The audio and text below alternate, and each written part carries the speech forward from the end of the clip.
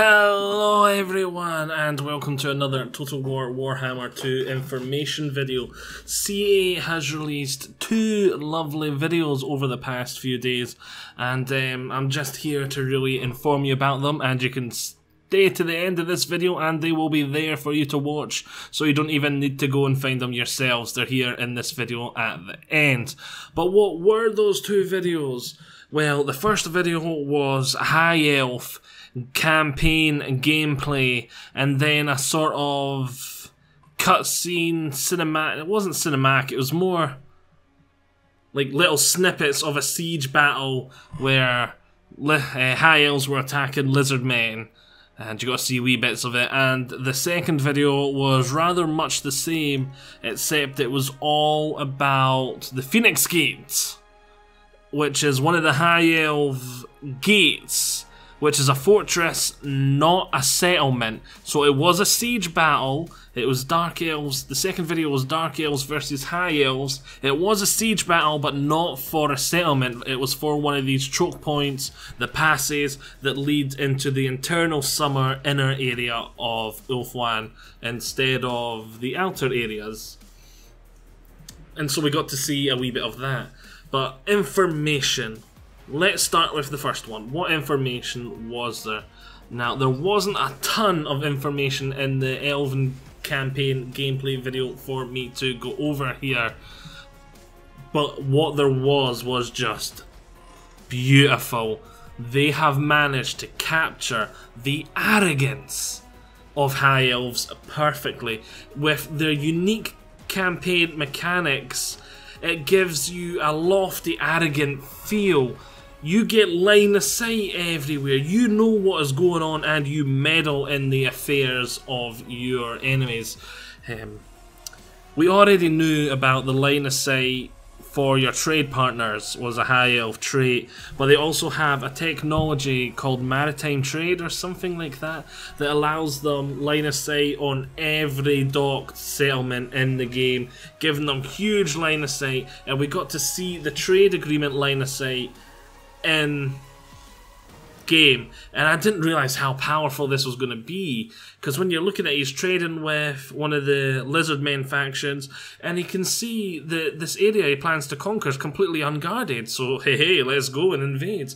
It's going to help you so much with your campaigns, this increased line of sight, and it goes hand in hand with the next thing I'm going to talk about here, which was something we already knew about, and that is meddling in other factions' affairs. You can go, that guy doesn't like you very much. You can meddle, you can make people like each other, you can make people hate each other, and we see it used very effectively in the campaign gameplay. The Dark Elves were miles ahead of him in the campaign winning mechanics, the ritual mechanics, and so he used his vastly superior line of sight from his trade agreements and his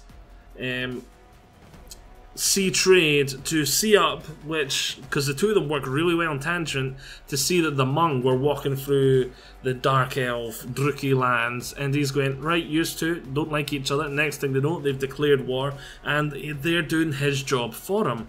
Or there was another point where he's dividing the Lizardmen faction, stopping them from liking each other, so he can just take them piecemeal. Or when he's making this human faction and the Lizardmen faction, they're allied, not like each other, so that they're going to have to think twice about attacking him because they've got this potential loss of an ally and a new enemy in the rear. It is very powerful, and if used correctly, it looks like it is going to be a very powerful tool in the Dark Elf, in the High Elf tool bag. I couldn't think of a better word. A very powerful tool in their tool bag, fighting in their corner. We also seen tons and tons of technologies for the High Elves to research. There was a lot, and they were all very sort of defined in their specific areas. It was more, they had their martial techs, they had their trade techs, they had this. It was all very sort of segmented, no big giant huge branching tree. It was sort of like this for that for this for that. which was all very nice. We also got to see their little, what are they called? Rights. We got to see their 4 rights, which nothing excites me majorly for them. They don't have anything like the Dark Elves, which is a big, huge black arc they get to summon every so often. They had nothing that grabbed me like that. It was like, oh my god, look at this, it's very big and powerful. But they were all powerful. There was like one that gave them immunity to attrition. There was one that made your swordmasters a lot more powerful, gave you an item, and yeah, they were all really good abilities with massive cooldowns. The other thing that was really powerful was the influence.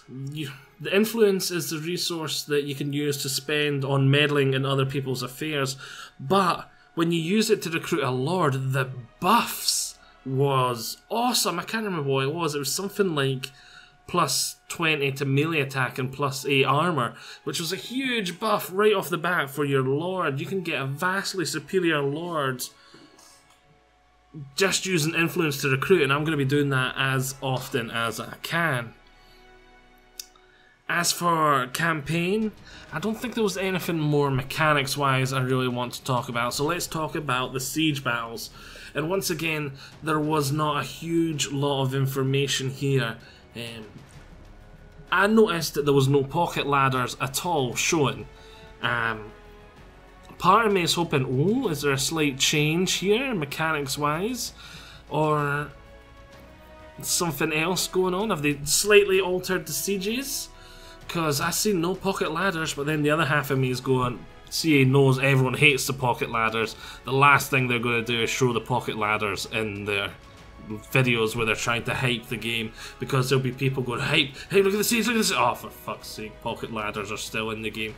So I think that was more a strategic move on their part not to show them than the fact that they're not in game. I did notice spells breaking down walls though. I don't remember that being a part of Total War Warhammer 1. I don't, at least off the top of my head, I can't think of any spells that could do that. But yes, the sieges look like they're going to be 90% the same. It looks like there's going to be a lot more open space, so a lot more manoeuvrable, a lot less choke pointy once you get on the other side of the walls. And yeah, but they look so much better, so much grander, especially that. Was it Phoenix Gate? It was one of the gates anyway. And you just had this big huge gate, and it was, oh, it looked like a masterpiece. So yes, without any further ado, I think I'm just going to shut up and let you watch the 2 videos now, because I've rambled on, and I think that's all the information that is really there, information-wise. So here you go, here's the 2 videos. Enjoy. Hello, and welcome to our Total War Warhammer 2 Let's Play. Playing as Teclis, one of our legendary lords of the High Elves, we're going to play the Master Manipulator, using our diplomatic influence to poison relationships for our competitors in the race to harness the power of the Vortex. High Elves are a perfect fit for this playstyle. They have unique campaign mechanics such as Elven Espionage, which allows us to see the territory of anybody we trade with, as well as Intrigue at Court, which we will talk about later. As you can see, we're at turn 130, and we've turtled so far, avoiding too many costly conflicts. However, we've fallen behind in the race for the Vortex, so we must play smart to catch up. We've just started our next ritual, so we will need to keep some forces locally to defend our ritual sites from attack, as the Warband of the Eagle and Puppets of Chaos have already started their approach. Now, we do have our allies, the Spine of Sotek Dwarfs to our east, forming a shield on our eastern side against would-be enemies in the mountains. As we can see, they mostly like living in mountainous climate, which isn't suitable for us, so I'm happy to let them keep that land, for now. Our main nemesis in the race for the Vortex are our malevolent brethren, the Dark Elves, who are currently leading the race. Now, we could build and send a force north to slow them down, or we could use Intrigue at Court, a High Elf specific campaign mechanic, to drop a hornet's nest on their lap. We've already sent an agent towards Nagaron to keep an eye on our enemy, so we can see that the Norscan tribe Hmong are the perfect puppet for us as we look to manufacture a war abroad to halt their rapid progress towards their next Vortex ritual. If we open the Intrigue at Court menu, you can see that we can improve or decrease relations between any factions we have encountered during our campaign, using influence which is gained through events and completing missions. Hmong and Nagaron already dislike each other, but they are yet to wage war. Let's see if we can push Mung over the edge and give Malekith a headache he wasn't anticipating. One of our agents, posing as Druki, stirs the cauldron of hate, fostering resentment between Nagarond and Mung, with lies both white and dark. Now, over the next few turns, we should be able to see if we have made a difference. Our ally and brother Tyrion is in the Shadow Wood, very close to Malekith. Let's set a war coordination target and try and weaken the Witch King's forces. If we have a look at the strategic map, we can see that the Dark Elves are now fighting on several fronts. This should slow down their progress if all goes to plan. Now let's end the turn there and see if our meddling has worked. Today we're just going to skip the turns as we do have a lot to get through on this Let's Play. Oh, okay. Our intrigue at court has taken effect a lot quicker than we expected, and we pushed that relationship to breaking point. Mung and Nagarond are now at war. Now let's have a look and see what we can do closer to home. We still have the warband of the Eagle approaching from the south, and the puppets of chaos from the east. They'll soon be here, so we need to prepare for those battles. Let's use our influence to recruit an even better lord than is usually available. So there's several lords for us to choose from, but I'm going to go for Rubinus. She costs 60 influence, but for that we get the strong trait, which gives her plus 40 armor and plus 20% weapon strength. She can help defend one of the key ritual sites, and it also completes our mission that we were given at the start of this turn, Call the Wardens. I'm also going to recruit a few silver helms to bulk up the defense. Now we have our rituals defended, we can have a look at how Teclis can make an impact. We've already been using our intrigue at court earlier in the campaign to meddle with the Lizardmen's relationship and prevent them joining forces. They will be much easier to defeat, one at a time. As we can see, we've been assigned a mission to take Tlaxlan. This town is a ritual site and will gain us extra wave fragments, our ritual currency. Now let's move Teclis further towards this settlement. We can also see our elven espionage working well for us, as we have a trade agreement with Hexoatl. We can see all the way up to Tlaxlan, so we know the coast is clear. Let's steal some technology using our mage Kavina to help increase our research rate. This has caused her to level up, so let's upgrade her steal technology skill and we can end the turn there.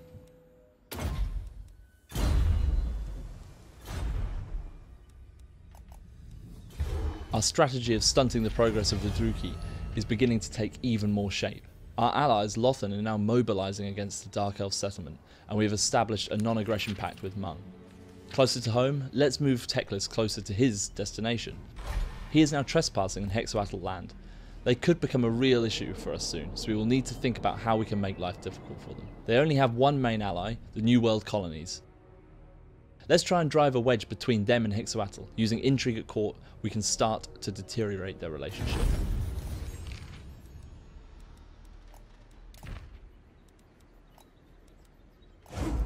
Some dare defy us. We shall sour relations between Lord Mazdamundi of Hexoatl and Philip Billings of New World colonies. In the long term, this will be far more destructive than a direct strike. Now they're still trusted friends, but we are starting to sow the seeds of doubt. Because we are still trading with Hexoatl, we can see that they have their main army in the Northern Territories. If we can destroy their relationship with the New World colonies, we could split their territories and make it easier for us to take those settlements. Now, if we head back to our ritual sites quickly, we can see the forces are almost on our towns. Let's move Rama further down south to help reinforce our ritual site. We can't afford to lose it at this stage of the ritual. We will need to move her into march stance to ensure she gets there in time. Even though our army will be tired in battle, it should be worth the risk. And we can end the turn here.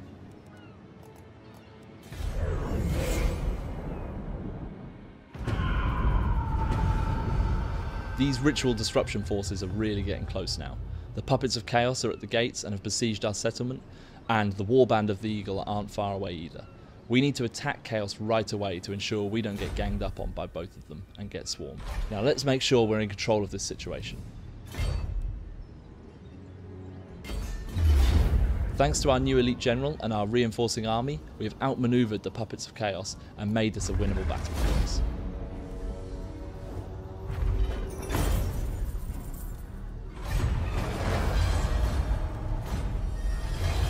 Now let's upgrade our new general. I'm going to choose Inspiring Presence to help with the next upcoming battle, and change the army stance to Lilia's Blessing, a new stance for the High Elves, which will help make our wizard even more powerful in the next battle. Now let's move Teclis towards his destination and end the turn there.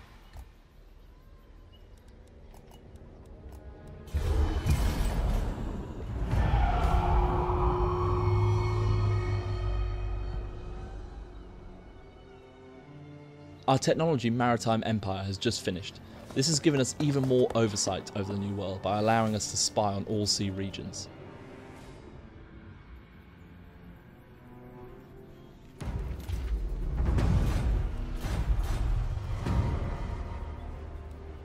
Now we need to pick a new technology. I'm going to go for light Ithilmar armour, so we can give a buff to our spearmen, archers and Northern Sea Guard. Now let's change our focus to destroying these armies threatening our ritual. As we've played this tactically and managed to keep our armies down south, and using intrigue at court to meddle up north, we can sally forth and win both battles to continue with our ritual.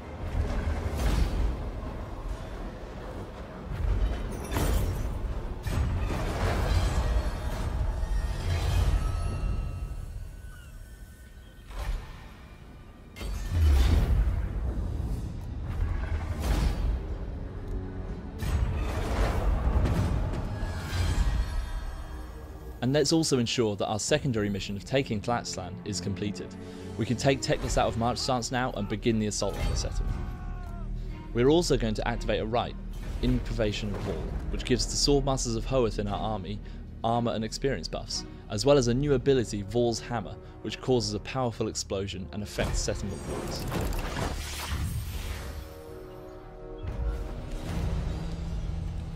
We've also been granted a powerful item. I'm going to choose the enchanted Ithilmar breastplate, which gives us an armour and melee defense boost.